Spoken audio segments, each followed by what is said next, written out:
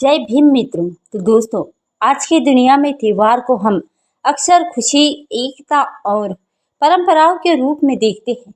लेकिन क्या कभी आपने सोचा है कि इन त्योहार के पीछे की असली कहानी क्या है? खासकर गणेश चतुर्थी जैसे लोकप्रिय त्योहार की जो हर साल करोड़ों लोगों को जोड़ता है। लेकिन क्या ये वाकई सबको जोड़ता है या सिर्फ एक खास वर्ग की सत्ता को मजबूत करता है? तो आज मैं आपको बताऊंगी कि चंद्रशेखर आजाद रावण की उस संसद में दिए गए भाषण के बारे में जिसमें उन्होंने गणेश चतुर्थी की वास्तविक सच्चाई को उजागर किया। साथ ही हम बात करेंगे महात्मा ज्योतिराव जी फुले, उनके जीवन और उनके संघर्ष के बारे में जो जातिवाद के खिलाफ एक क्रांति की तरह थे, और बाबा साहेब डॉक्टर भीमराव अम्बेडकर के गणेश चतुर्थी पर विचारों को भी समझेंगे जो हम सोचने पर मजबूर कर देता है। तो क्या ऐसे त्योहार वाकई हमारे लिए है या सिर्फ शोषण का माध्यम है? जो दोस्तों, वीडियो शुरू करने से पहले आपसे एक छोटी सी गुजारिश है कि इस वीडियो को ज़्यादा से ज़्यादा लोगों तक तो पहुंचाने में हमारी मदद करें। इसके लिए आप लोग वीडियो को लाइक, शेयर और हमारे यूट्यूब चैनल को सब्सक्राइब कर सकते हैं। तो चलिए दोस्तों, वीडियो को शुरू करते हैं। सबसे पहले बात करते हैं चंद्रशेखर आजाद रावण की। चंद्रशेखर आजाद रावण, जिन्हें लोग प्यार से रावण भी कहते हैं, दलित अधिकारों के लिए लड़ने वाले एक सच्चे योद्धा। उनका जन्म उत्तर प्रदेश के सहारनपुर जिले में एक दलित परिवार में हुआ था, जहां बचपन से ही उन्हें जातिवाद की कड़वी सच्चाई को झेला और सहारनपुर जैसे इलाके में दलितों पर अत्याचार आम थे। स्कूलों में अलग बैठना, पानी की जगह अपमान मिलना और समाज से बहिष्कार, लेकिन चंद्रशेखर ने इन सब को अपना हथियार बनाया। उन्होंने कानून की पढ़ाई की और वकील बने, लेकिन सिर्फ पैसा कमाने के लिए नहीं बल्कि दलितों के हक के लिए।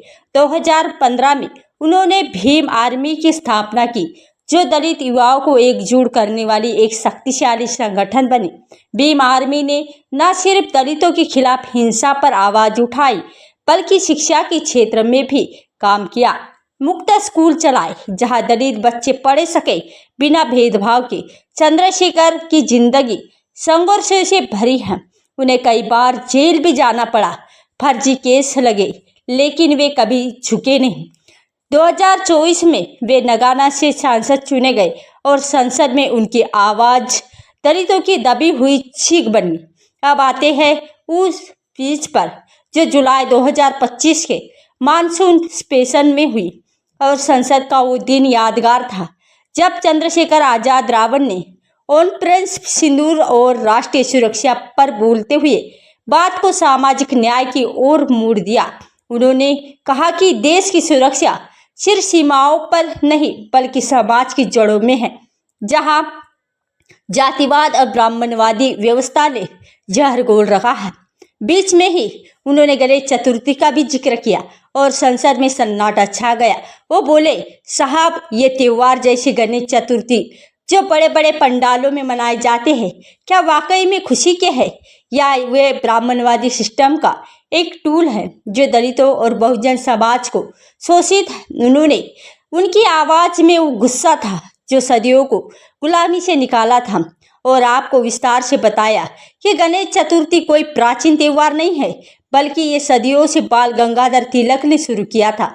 तिलक जी का मकसद था अंग्रेजों के खिलाफ हिंदू एकता को बढ़ावा देना, लेकिन असल में ये ब्राह्मणों की सत्ता को मजबूत करने का तरीका था। ब्रिटिश काल में हिंदू राष्ट्रवाद को मजबूत करने के लिए तिलक ने 1893 में इसे सार्वजनिक बनाया, लेकिन इससे दलितों और शूद्रों को शामिल नहीं किया गया। पेशवा काल से जुड़ा ये त्योहार ब्राह्मण राजाओं की पूजा का माध्यम था, जहां निचली जातियों को मंदिरों में घुसने तक नहीं दिया जाता था। चंद्रशेखर ने संसद में उदाहरण दिए कि कैसे गणेश उत्सव में पैसे का बहाव ऊपरी जातियों के पास जाता है।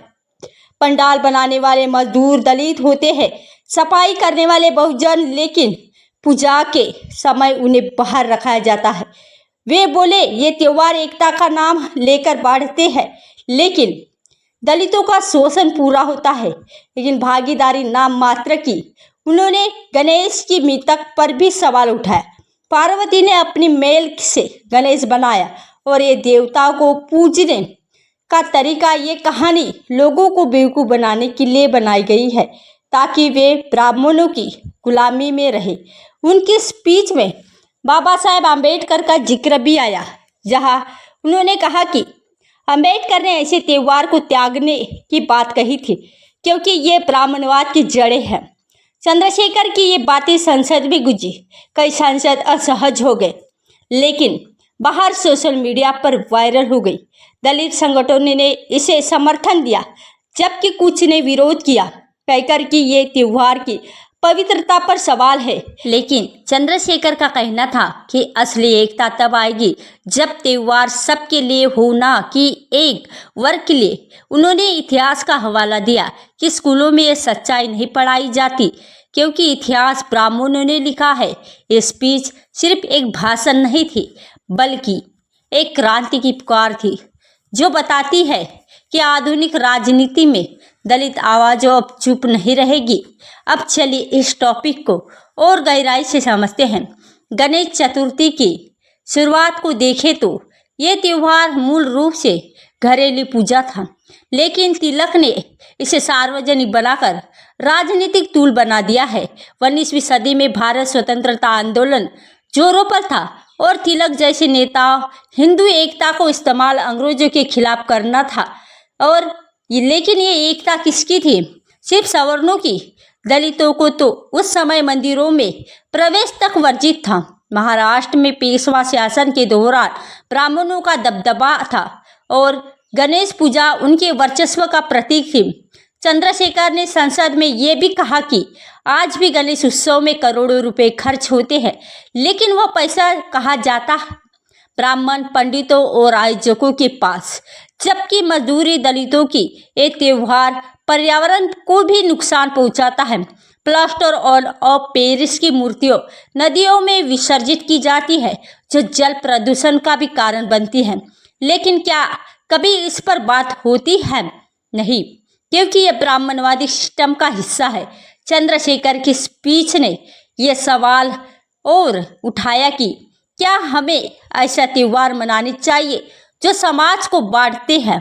उनकी बातों में से प्रेरित होकर कई युवा दलित अब इन त्योहार से दूर हो रहे हैं और अपना कल्चर बना रहे हैं, जैसे भीम जयंती या अन्य बहुजन उत्सव। ये भाषण 2025 में हुई, लेकिन इसका असर लंबे समय तक रहेगा क्योंकि ये समाज की गहरी दरारों को उजागर करती है। अब बात करते हैं महात्मा ज्योतिबा फुले की, जिन्हें हम प्यार से महात्मा फुले कहते हैं। और ज्योतिबा फुले का जीवन संघर्षों की एक लंबी कहानी है जो जातिवाद के खिलाफ लड़ाई का प्रतीक बन गया।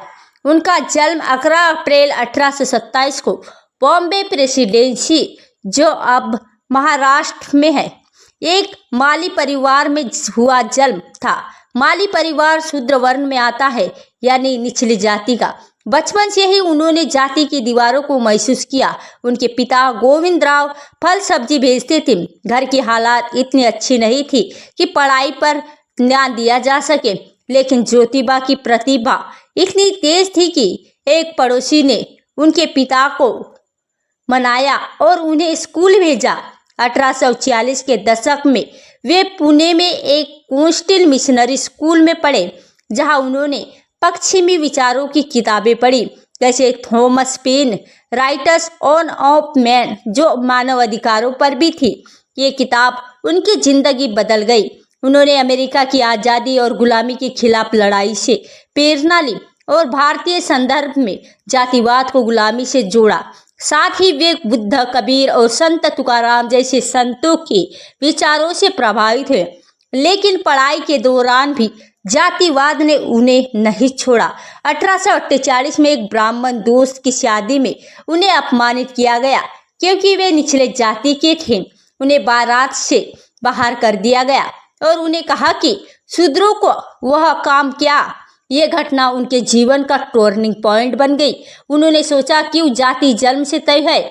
इस घटना के बाद ज्योतिबा ने फैसला किया कि वे बदलाव लाएंगे और उसी साल 1848 में उन्होंने पुणे में निचली जाति की लड़कियों के लिए पहला स्कूल खोला। उस समय लड़कियों की शिक्षा एक सपना था और निचली जाति की तो बात ही अलग।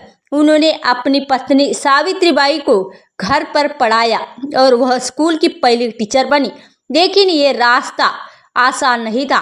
ब्राह्मणों ने उनका जमकर विरोध किया, उन्हें पत्थर मारे गए, गालियां दी गई और सावित्रीबाई को स्कूल जाते वक्त गोबर फेंका जाता था।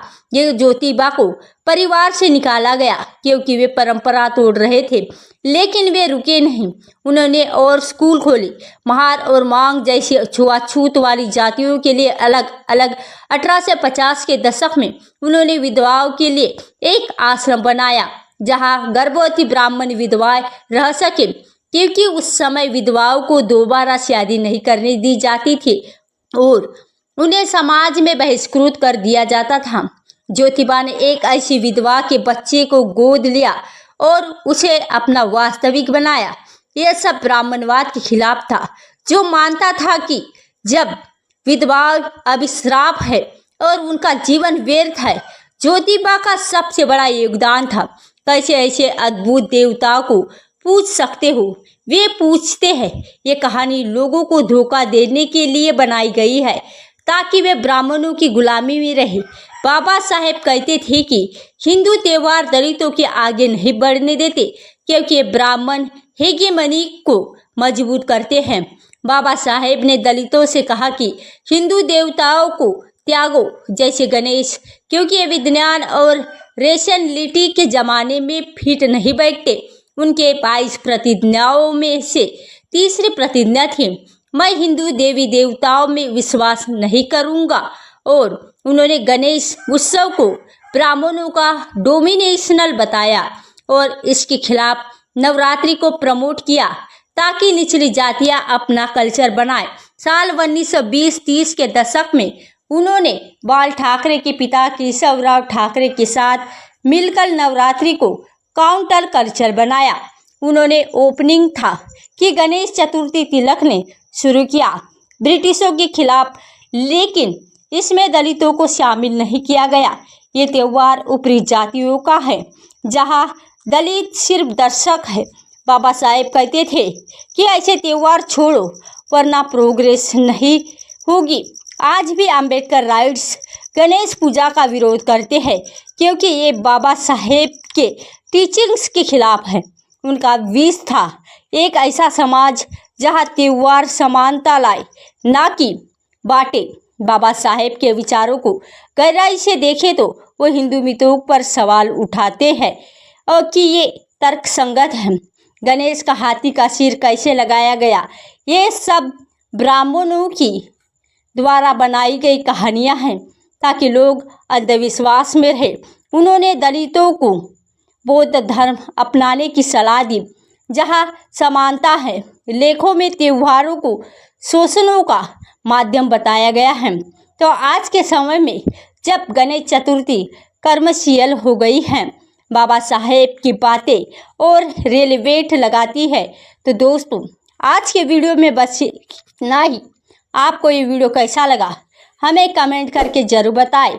अगर आपको वीडियो पसंद आया हो तो वीडियो को लाइक करें, शेयर करें और हमारे YouTube चैनल को सब्सक्राइब